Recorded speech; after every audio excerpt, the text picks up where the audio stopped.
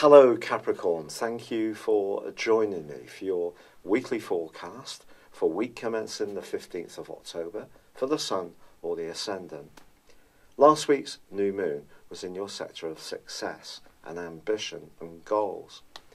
But one of the interesting things about your situation at the present time, Capricorn, and probably really since the 20th of December last year when Saturn, your ruler, re-entered your sign, is that your relationship to yourself is shifting at quite a pace, and therefore the goals and ambitions that used to be important to you may not have completely altered, but your relationship to them may, because of the inner changes going on. So last week's new moon and its square to Pluto in your sign may have set up a situation where, yes, you may have come up against some resistance, or perhaps there's somebody you've encountered who's been more forceful, but equally, perhaps it's you who's just really recalibrating what it is you want from your situation. And I think there may be a sense that things are still a little up in the air. With Mercury squaring with Mars this week, this could be true of a financial situation, it could be true of a friendship that's shifting, but whatever it is, try not to jump to a conclusion. Because later this week, Mercury and Saturn, respectively, are both going to forge very fine links with Pluto and also Saturn in your sign. And you're going to start to make more sense of things. In fact, the things that really inspire you are going to be a big feature for the rest of this month, as I'll tell you about next time. But for now, I think it's just letting go a little bit if some things are shifting in your world. If some goals, ambitions, or even your attitude to status and success, if those things are altering, then just try to be philosophical about the process, because a new you is emerging, which is going to shape your future in a really exciting way. It's been a real pleasure being with you. I'd love it if you would like or comment on this video, or if you've yet to do so, please do subscribe to this channel. Thank you. Hello Capricorn, thank you for joining me for your monthly forecast for October for the Sun or the Ascendant. Thanks so much for joining me. I'm sorry to bring this a little bit later than I would like to you. This month gives you an opportunity to grapple with the goals and ambitions that are so important to you. Now, you're someone who tends to work towards targets in a very systematic, applied and determined way. There's not many Capricorns that don't reach their targets given time. And I read recently about an analysis of captains of industry, and the highest proportion were Capricorns, because you have an innate understanding of responsibility.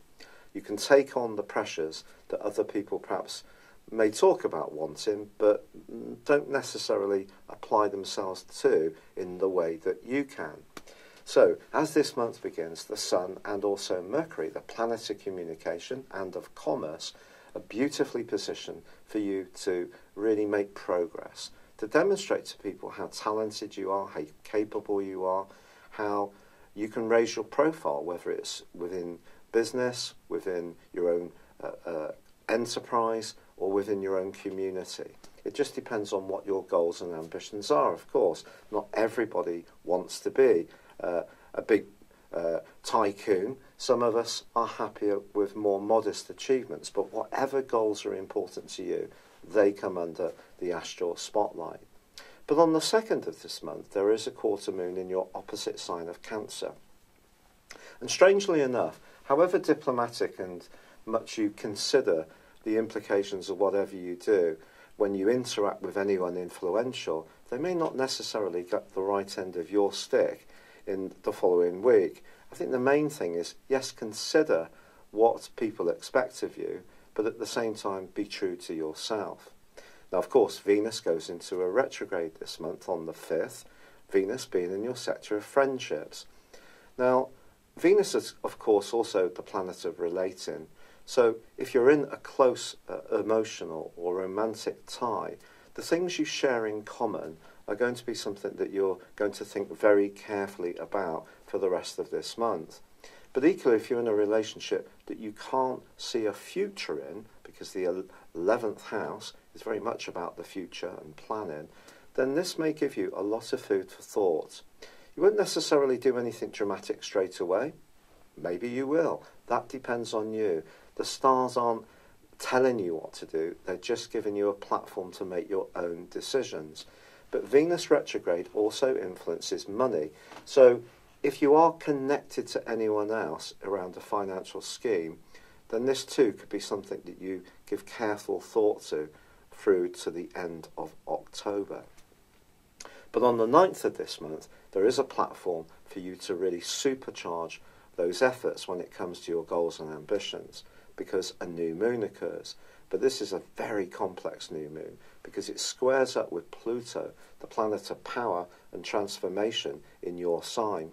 For 1 week intensely, and for 1 month possibly, it's the case that you may encounter a major opposition to what you want to achieve. Now, Pluto and power is an interesting concept because if we use our power wisely, someone else may not use their power on us wisely. So Pluto's always a bit of a tussle, and we can't control the whole process. Also, Pluto can evoke within us changes that we're not even conscious that we're ready for or needing. And huge change can occur, and it can be very, very profound. So, the clash between the Sun, which is obviously the primacy of the whole solar system, and tiny Pluto, which is very much about change, but also secrets, could bring something into the open around a secret opposition. And that opposition may be that someone wants to block or inhibit the desire you have to make progress towards those goals. That could be it's you who may, in some strange way, be sabotaging your potential to get ahead. Pluto works so deep down within us. If there are fears and insecurities that are stopping you from really fulfilling your talent, maybe you need to look at this carefully and try to release any attitudes that may relate to your past, perhaps the messages you were given as a child, which have led to some kind of lack of confidence, self-esteem, which is stopping you really being the go-getter you may, at another level, want to be. And then the other end of the spectrum may be that you may decide that you want to hop off some kind of goal, ambition, or way of being that you have pursued for some time, and you want to develop a new way of living. Pluto's very, very strong, and it just depends how this is going to play out for you. Adding complexity to this new moon is Neptune, the planet of dreams, which has been shifting your thinking constantly since 2012, flexing you, and at times perhaps also confusing you. Now there is going to be a big change which occurs on the 23rd when the Sun moves into Scorpio, but on the 10th Mercury moves into this area too. Now Mercury in your 11th house is entirely positive.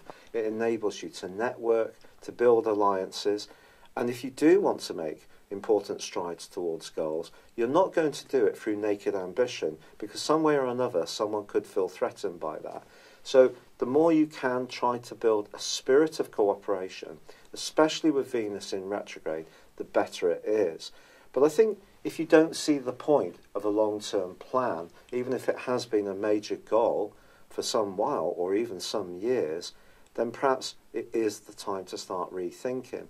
And Mercury moving in to join up with Jupiter, which is in your sector of the long-term plan, along with Venus retrograde, could, for some Capricorns, see quite a big rethink about your priorities, the things that are really important to you, your spiritual motivations. This is not so much about sheer goals, status and ambition. Even money or property could lose their appeal as this month goes on, especially because once the Sun moves into Scorpio to join up with Mercury, Jupiter and Venus on the 23rd, it meets with the retreating Venus and we have a conjunction. This conjunction could mean that you could meet a significant new person. This could be through a friendship setting. It could be a group of people who are going to activate your thinking in an inspired way. But it also sees Venus and the Sun combined in opposition to Uranus. Now, since May, mid-May to be precise, of this year, Uranus has been tracking its way through your 5th solar house, which is very much about passion, it's about love, it's about joy, it's about self-expression. And your tendency to be very self-disciplined, to take responsibilities on, to keep your head down and just work, chip away in a very sustained and applied way, which is so wonderful. But there may have been part of you that started to rebel against that yourself, because you're wanting to explore a much freer part of your potential. And with Uranus in opposition to both the Sun and Venus, this can be a watermark, not just for this month, Capricorn, but for your whole life. And if there is a relationship that isn't working for you of any kind, Uranus's rebelliousness and desire to see you be a freer spirit, not just do what is always expected of you, which is second nature for you very often, could see you decide to make a radical decision.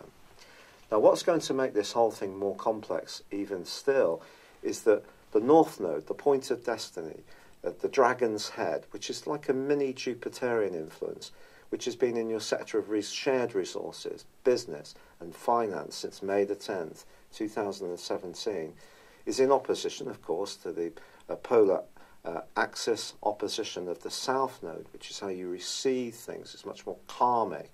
And that's in your second solar house, in Aquarius. And there may have been something that's happened through Mars's transit through Aquarius, certainly in mid-May, and also perhaps at the start of September as well, when it came, or the middle of September, sorry, when it came back into Aquarius on the 12th, to be precise, where you started to feel much more rebellious about something that you'd been very committed to for a long time. It may be an issue of intimacy, it may be an issue of financial planning, it may be something to do with a business enterprise. But if your enterprise as an individual is being compromised to such a point that you're not really thriving, you're not oxygenating a new, evolving and developing part of your being, you're just stuck, and it all feels very restrained, this is because this is a grand fixed cross, one of the most complex of all planetary aspects. Now, when Trump got into power, I feel that all that fake news was triggered by a grand mutable cross, which influenced his sun in Gemini. So I do feel that this is going to have a massive impact on all of us, this particular influence. Now, the North Node inverses, so it's the opposite of the rest of the Zodiac, is actually going to be moving into your opposite sign on November the 8th of this year, and relationships, or a primary relationship, is going to come under the astral microscope in a massive way in the months after that, especially as, of course, your ruler Saturn is back in your sign since December the 20th last year, but you've also got Pluto shaking things up. This is about your individuality against a relationship. The relationship can be sexual, it can be intimate, it could be to do with a property commitment, a business, a shared resource, or it could be to do with something that you're very principled about. But if something isn't working for you, this grand fixed cross is almost like tectonic plates grinding against each other, and the rivets could pop out if something is being resisted that you need to flow with. And that is, my friends, Pluto. Because Pluto is the ruler of Scorpio along with Mars. But Pluto is the modern ruler. So what happens here with Uranus in opposition, pushing for change, for radical alterations, if your life isn't really being lived in a very vital way, something could alter. And then on the very last day of this month, we have Mercury moving into Sagittarius, which could see you doing some massive soul searching. But before then, on the 26th, there is a full moon, and that full moon also links with Uranus. So if you have been keeping something down through your sheer self-discipline, that's seeing you resisting, being much freer, much more articulate, much more creative, living in your power, in the here and now, in this minute. And it could be that due to Saturn's transit through your sign, and also Pluto, that some kind of reconstruction needs to go on. Now I have in my directions, which is a form of forecasting, I have energy in the sign of Capricorn as well. And I can see this going on in my own situation. It's not necessarily easy. Obviously, the rheumatoid arthritis that I'm suffering is something that is being affected by these directions. So these transits for you, especially with those big two outer hitters, the higher octave planets of Saturn and also Pluto, and the North Node sweeping in from November the 8th, is going to be very, very important. So, remember, the stars don't tell you what to do, they just give you a platform. But with Pluto so potent this month, I don't think it's necessarily going to be something that you can resist, but it is something that's hugely exciting. So although a lot of the astrologers on YouTube particularly, I think, will put most of the emphasis on Venus's retrograde, and that's not wrong, I just feel there is a bigger picture that's so important. And it is to do with you activating a future which is based less on the natural principles of your sign, about being worthy, fitting in with what's expected, going with what the societal norms are, maintaining tradition. It's all about you just showing people how entertaining, funny, clever and talented you are. Go for it, Capricorn. I'd like to thank you for all the marvellously kind and supportive messages, and also the suggestions in terms of dealing with the rheumatoid arthritis. I have embraced a lot and made some significant changes. Unfortunately, the rheumatoid arthritis is really aggressive, so it looks like I'm going to have to go on a fairly heavy drug called methotrexate, which is a chemo drug. I am doing all the natural stuff as best I can, and I've got about a window of opportunity for 3 or 4 weeks to see if it will work.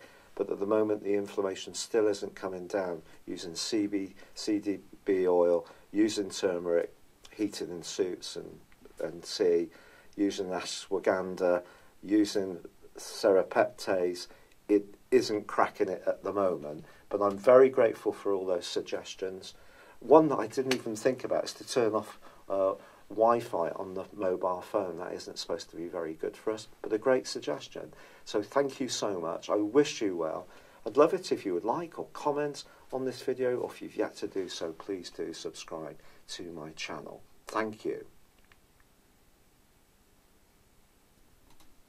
Hello, thank you so much for watching my video.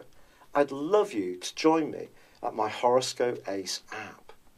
You can find this at www.horoscope-ace.com. You can use it through Android, iOS, Apple or Facebook. Check out your ascendant or your moon sign, or download your free birth chart. There's all your favourite videos, plus there are daily, weekly, monthly and yearly horoscopes for general, love, Chinese and Indian astrology. If your passion is tarot, there's my brilliant 3-card money or love tarot readings too. And it's all there at www.horoscope-ace.com. Thank you.